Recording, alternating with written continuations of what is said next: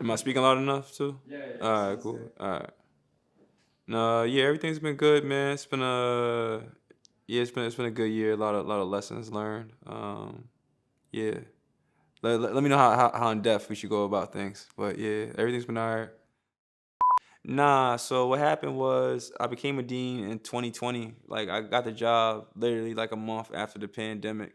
Um, so my first year deaning was I was deaning a remote school, and uh I don't know what the hell that means. Like even looking back now, like what is that? Like my school never had computers like one to one with kids. So like during the pandemic, we were all trying to get kids computers the whole time. So I'm going to this student's crib, drop off a computer, also dropping off a little like internet box or whatever. Because some of my kids don't have internet. Um, a lot of my kids don't have internet in their household, or their household may have some struggles. We're a Title I school, which means like a lot of kids are below the poverty line. Um, and yeah, it was more so. It wasn't even about like education at that point. It was more so like the well being. Like, yo, is everybody good? And it was more so I'm calling families just to check on them. That was my idea because no one told me. No one could have prepared me. Like a lot of people's roles, I'm sure. No one could prepare me for um, what to do in that case. Overall, just not having the COVID mask on, man, has changed the environment so much. I think changed the way kids operate with one another. You've seen the social skills last year. Like it wasn't a game. I think for some people, like I wish you can see how fucked up and how it affected certain kids last year, and how I think we're still dealing with some of the damages from that. I think kids are very resilient for sure, um, but I do want to acknowledge like around like yeah, that was a trauma filled experience that I still think we need to address with kids, um, because some kids are still going through it. I had so many kids, grandparents pass away, um, who are in just bad living conditions, who it's just got amplified during that time. Um, yeah, food, needing just shelter. I got students who are like living shelters already, um, and yeah, it's fucking challenging. I'm pretty sure for everybody though, but yeah. Well, I guess some of the lessons learned this year, I learned a lot about systems, man, and and how to set up kids for success. I think when you have like a system in place that has loopholes in it, and most systems do have loopholes in it, but I think, excuse me, uh, how much a system also shouldn't rely on myself. Like team matters so much when you're trying to roll out a system. People should be involved, and not even just the people, like not only your team, but whoever's being affected by it. So I think when it comes to kids, you roll out something for kids, like they should have a voice within anything that you do. Um, and feedback from kids is super important. A lot of kids be like, man, I hate school. I don't fuck with school. And you can easily write that off, or you could dig a little bit deeper and look into that system. Like, why don't they rock with school? What is really causing that issue with them? And because no kid hates school. Like, so take that back. No kid hates learning. Like, we all love learning, but the kid can hate school, right? It's the institution that's causing the issue. It's not the fact that the kid doesn't want to learn something. I think what my approach has been allowing them to see themselves, whether through me or try to bring in as many people as possible that I know, whether it represents their culture, their identity in front of them. Um, and I try to give kids experience as much as possible. Uh, that could be having someone come in there, do like a workshop with them. Because I never asked a kid, like, what do you want to be, right? I didn't know what the fuck I wanted to be at 14, but I tried to give them just like an experience of something that they possibly could be. Uh, it ain't easy. I know kids' attention spans are very short. My attention span's gotten shorter, and what I try to do is just try to hit them with just as many experiences as possible. In that time frame that I have, the kids I deal with are 11 to 14. Um, Definitely identities being built, and also just like speaking life into kids is like super important. I don't even think that's important for a kid. I think it's actually important for an adult. I still tell myself affirmations every day. Um, and I think the thing about teaching is when you teach something, you learn it twice, right? So a lot of things that you might keep saying to yourself, I deal constantly with like doubt myself or social emotional learning skills as an adult. And I think you try to like give a kid as much game as possible. Um, yeah, so my thing is just try to create an environment where they feel heard, where we're speaking life into what we think a kid can be, despite whatever trauma or whatever they heard before they walked into the door. I don't think any educator honestly does it all for the money because there's not that much money in it. You gotta be passionate about understanding the kid, um, and if you're decent, they become a family to you, and you start investing in them because sometimes to get them to learn, they want to know that you care, right? You start off as completely strangers. I don't know you, you don't know me. I gotta build that trust for someone to receive information from you, right? And I don't think that goes on teacher, the student, peer to peer. The stronger you build that trust, the more I'm going to be able to like receive it. And that goes for it's transactional. I give to a kid also gives me knowledge. It could be a dance, it could be whatever latest is going on TikTok, whatever it may be.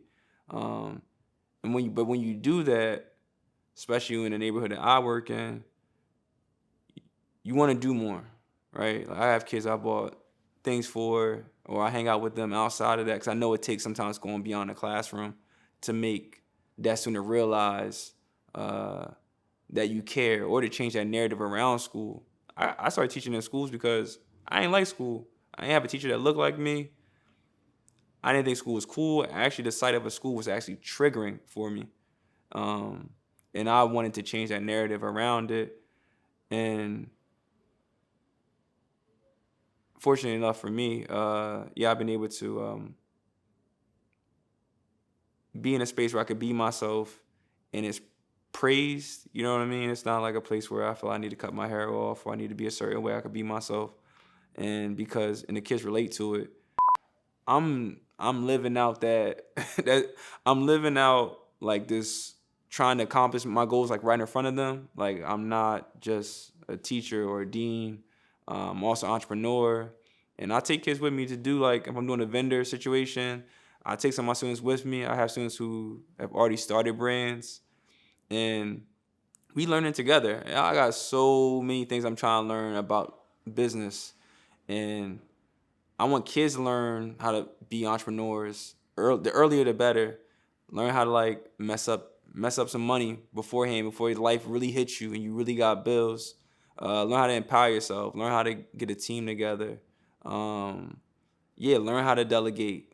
I think sometimes it's hard to ask for help. I know for me, like growing up, I didn't know how to ask for help for real, and get out of that like survival mindset. So you know, I want kids to know that you can get a. I think it's empowering to be able to create a dollar.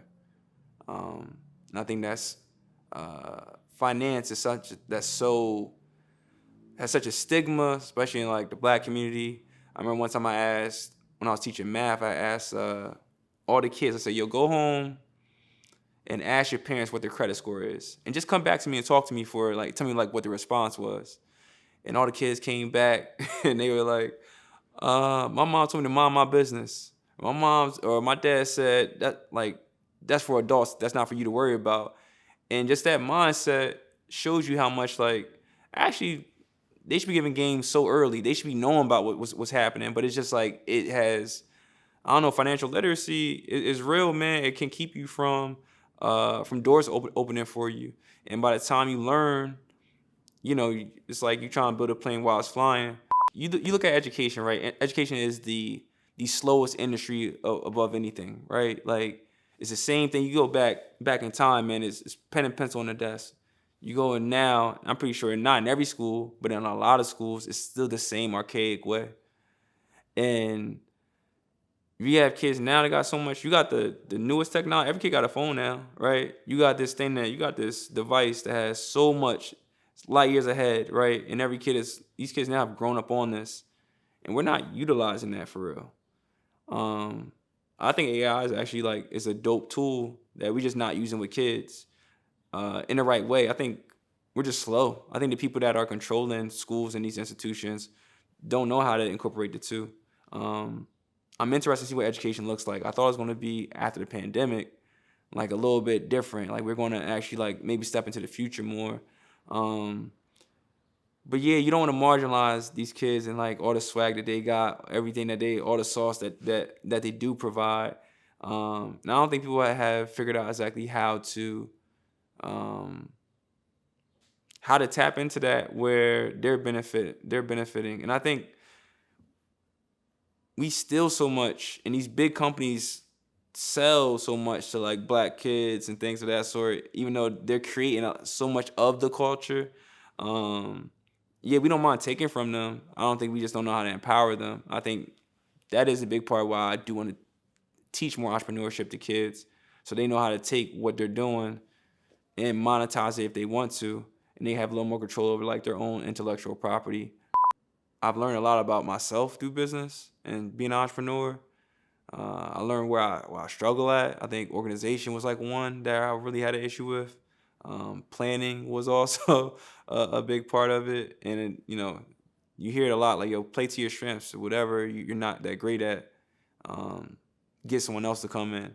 And I think the trust piece was hard for me, like getting someone else, because you think when you build something out of your own head, you think no one else is going to get it.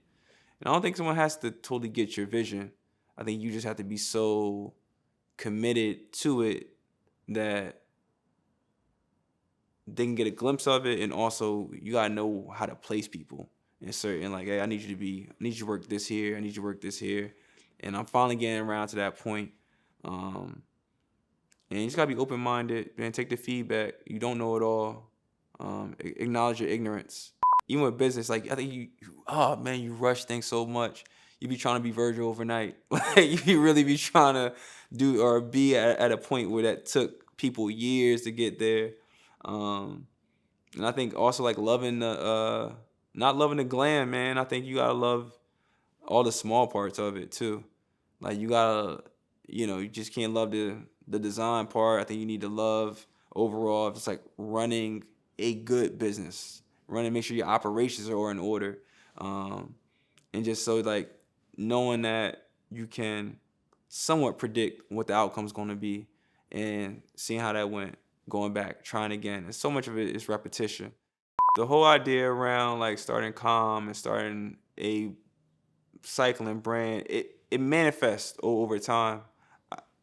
I see biking as like a connector. And with biking, like a bike is something that anywhere in the world you probably want to see someone like a bike somewhere, right?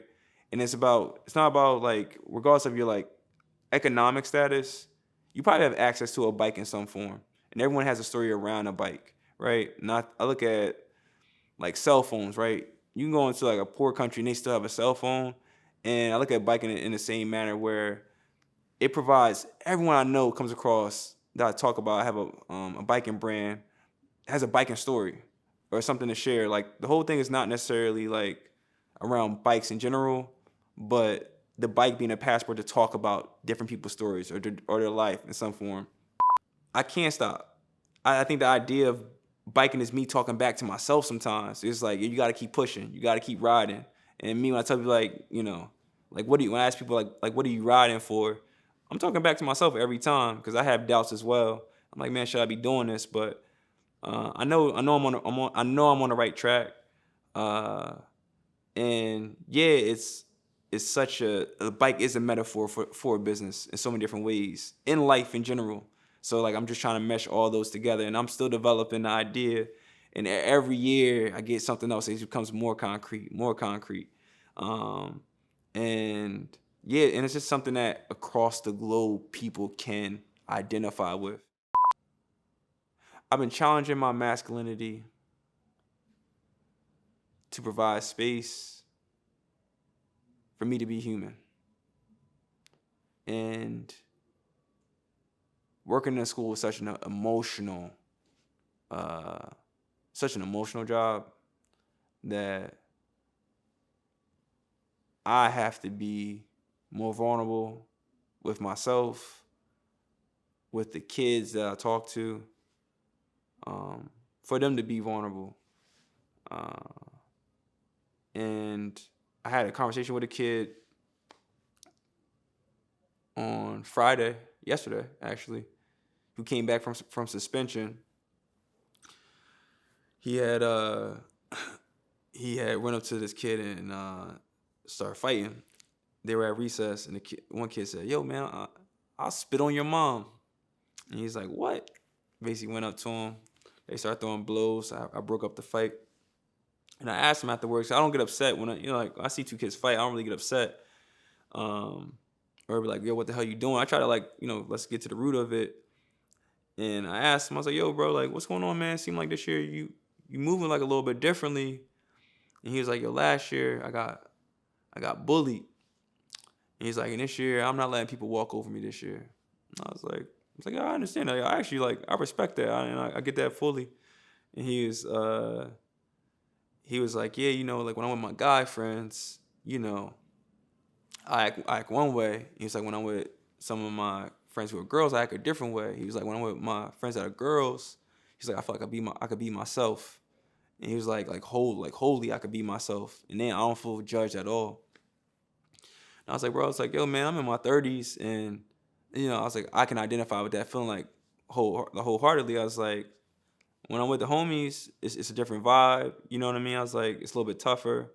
And I was like, when sometimes certain women in my life, like my mom, I feel more complete around like if I do have something going on. And working in schools, man, will teach you that you see the trauma of your own self happen so much earlier, right? You see, like, especially seeing like young boys, you like, man, I could see how much toxic masculinity can play in a lot of these young boys. And to the point where it's like almost it can be detrimental. I have students um who are like in jail now, because they're kind of like fighting for. I don't want to say they're fighting for their masculinity, but just didn't know how to like release whatever pain that they got going on, because it's like certain common factors that you see, and just like looking for love in all the wrong places. I think you might be looking for love and whether you like gangbanging or not, you know what I mean, and that may be your family, and yeah, trying to impress some people, that's looking for love too. Yeah.